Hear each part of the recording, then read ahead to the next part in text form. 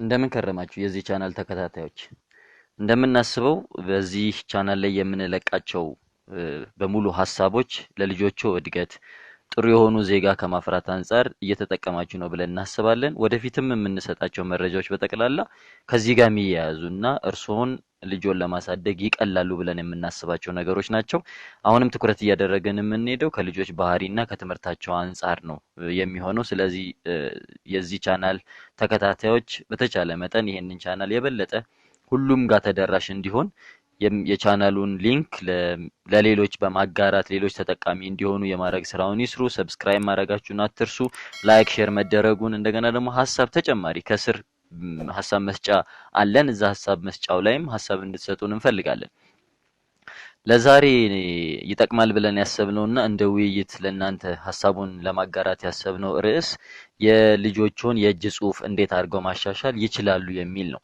ስለዚህ የልጆች የእጅ ጽሁፍ ዋናው ጠቀሜታው ጥሩ እየሆነ ሲመጣ የእጅ ጽሁፋቸው የሚያምር ሲሆን አንደኛ ለራሳቸውም ለልጆቹም ደስ የሚል ጽሁፍን ማንበብ ጠቃሚ ስለሆነ እሱም እንደ አንድ ጥሩ ሊሆን ይችላል። ሁለተኛው ደግሞ ልጆች ጽፈው የመጡት ቤት ውስጥ ይዘውት የሚመጡት የእጅ ጽሁፍ ወላጆቻቸውን ለማስተማር ለማስረዳት ወይም ደግሞ አንብበው ሀሳቡ ምን እንደሆነ የሚለውን ለመረዳት የእጅ ጽሁፋቸው ጥሩ ካልሆነ በደንብ የማይነበብ ሆኖ ከተገኘ ይቸገራሉ። ስለዚህ የእጅ ጽሁፋቸውን የተሻለ እንዲሆን ማድረግ ያስፈልጋል። ይሄን ለማድረግ አሁን ከዚህ በኋላ በምንሰጣቸው ሀሳቦች ተጠቃሚ ሆናችሁ የልጆቻችሁን ሁኔታ ማሻሻል ትችላላችሁ ብለን እናስባለን።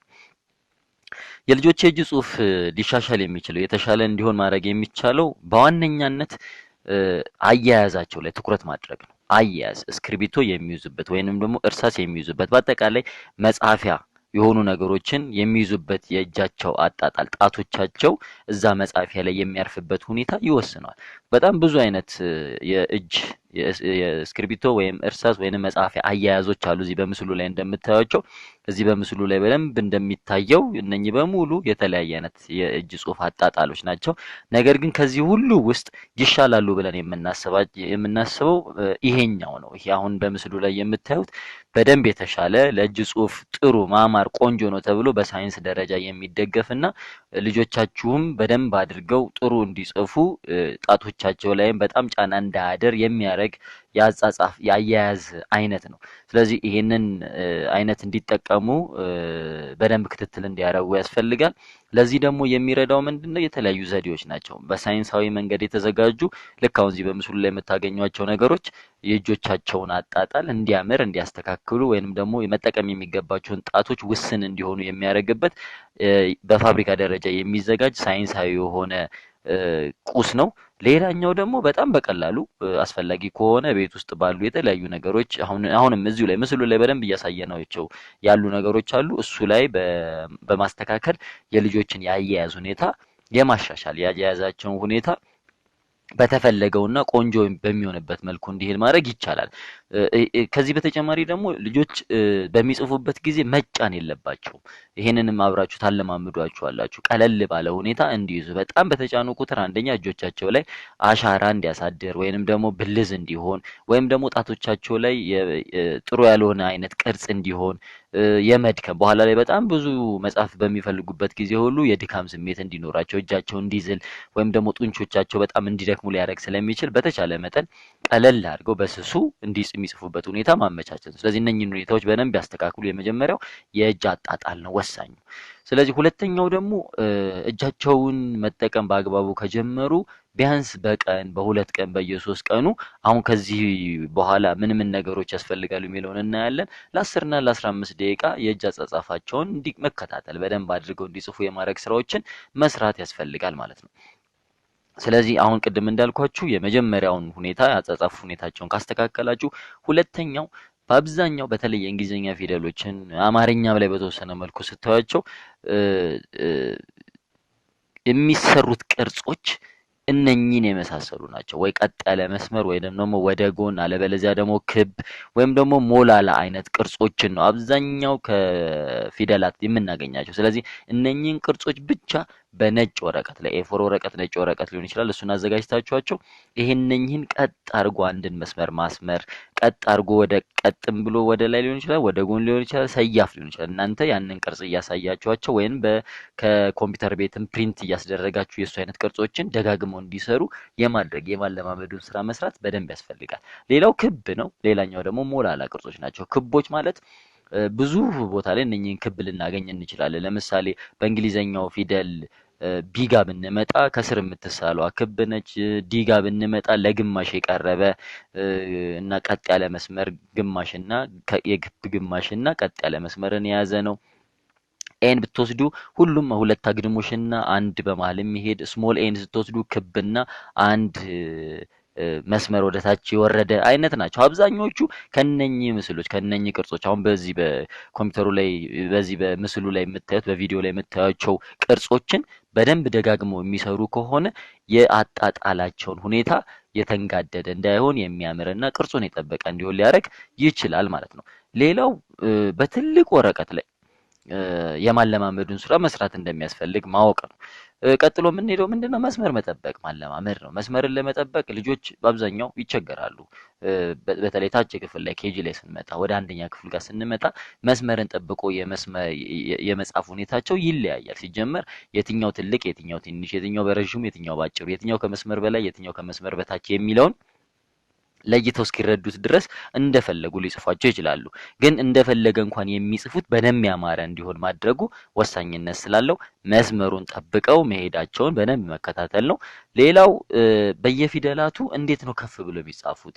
ለምሳሌ አሉ በተለያዩ የስቴሽነሪ ቤቶች ውስጥ ወይም ደግሞ መጽሐፍት ቤቶች ውስጥ የእንግሊዘኛ ፊደላት አጣጣል ምን መምሰር አለበት? ግማሽ የሁለት መስመሩን ግማሽ ነው የሚሆነው፣ ሁለት መስመሩን ይሞላል፣ ከመስመር በታች ይሄዳል የሚለውን በጠቅላላ በደንብ አድርጎ ቁልጭ አድርጎ ሊያሳይ የሚችሉ ነገሮችን ማየት ትችላላችሁ። አሁን እየቀረ መጣ እንጂ በሃንድ ራይቲንግ በሚባል የትምህርት ሁኔታ እየተማሩም ከሆነ ልጆቻችሁ ጥሩ ነው።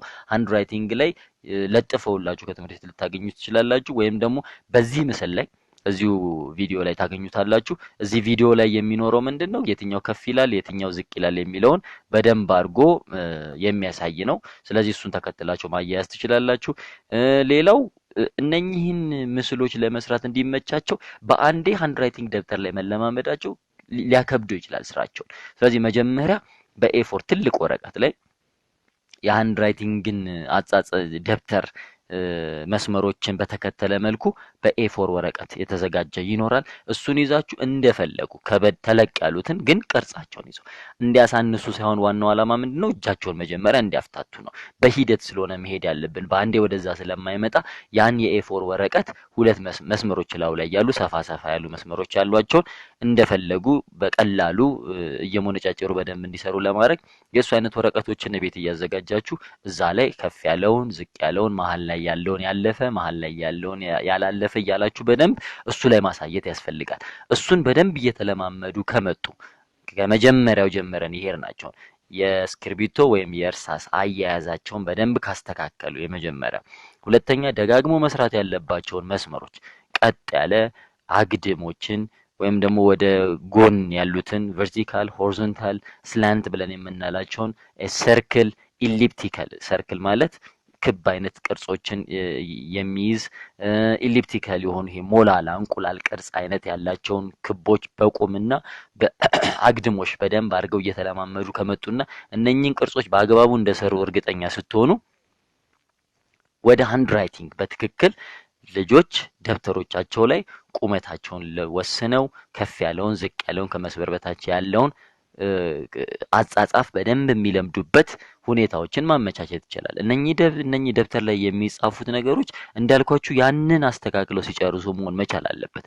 ያንን አስተካክለው በደንብ ከጻፉ በትልቁ በኤፎር ወረቀት ላይ በደንብ የለመደ ልጅ ሃንድ ራይቲንግ ደብተሮች በፋብሪካ ደረጃ የሚዘጋጁ ሃንድ ራይቲንግ ደብተሮች ላይ በደንብ አድርገው መጻፍ ይችላሉ። ስለዚህ እነኚህን ሁኔታዎች ደጋግመው ቅድምም አንስተናል።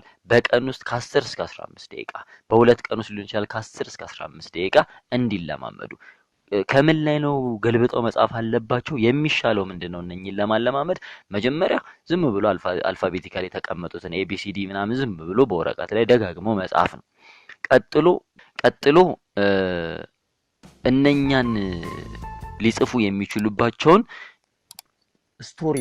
ስቶሪ ቡክ ታሪክ ያላቸው መጽሐፎችን እነኛም መጽሐፎችን በመነሳት መስመር 2 መስመር ሊሆን ይችላል 3 መስመር ሊሆን ይችላል ወይንም ደግሞ ግማሽ ወረቀት ያክል ሊሆን ይችላል እንደ ልጆቻችሁ ልምድ ነው የሚወሰደው በጣም እየተለማመደ እየመጣ ከሆነ ግማሹን ያችን መጽሐፍ ላይ የተጻፈውን ጽሁፍ ወደ ተዘጋጀው የሃንድ ራይቲንግ ደብተር ላይ ደጋግመው እንዲጽፉ ማድረግ ነው ደጋግመው እየጻፉ በመጡ ቁጥር የእጅ አጣጣላቸው በደንብ እያማረ ከመጣ ቅርጾቹን በደንብ አድርገው ከሄዱ ከዛ በኋላ ትምህርት ቤት ላይ ለወላጆች በኮሙኒኬሽን ቡክ ላይ ወይም ደግሞ በትምህርት ቤት ወላጅ መገናኛ ደብተር ላይ ለመምህራኖቻቸው መልእክት መላክ ነው ቤት ውስጥ እያሰራቸዋቸው እንደሆነና እዛ ትምህርት ቤት ላይም መምህራኖቹ ወይም ደግሞ ረዳት መምህራኖች አሲስታንት ቲቸርስ እና ሜን ቲቸርስ የምንላቸው እንዲከታተሉሎት በዛ መልእክት ማስተላለፍ ያስፈልጋል ያንን መልእክት ካስተላለፋችሁ በቤት ውስጥ እናንተ መሰሩ ከሆነ በትምህርት ቤቱ ደግሞ መምህራኖች የሚደግፏቸው ከሆነ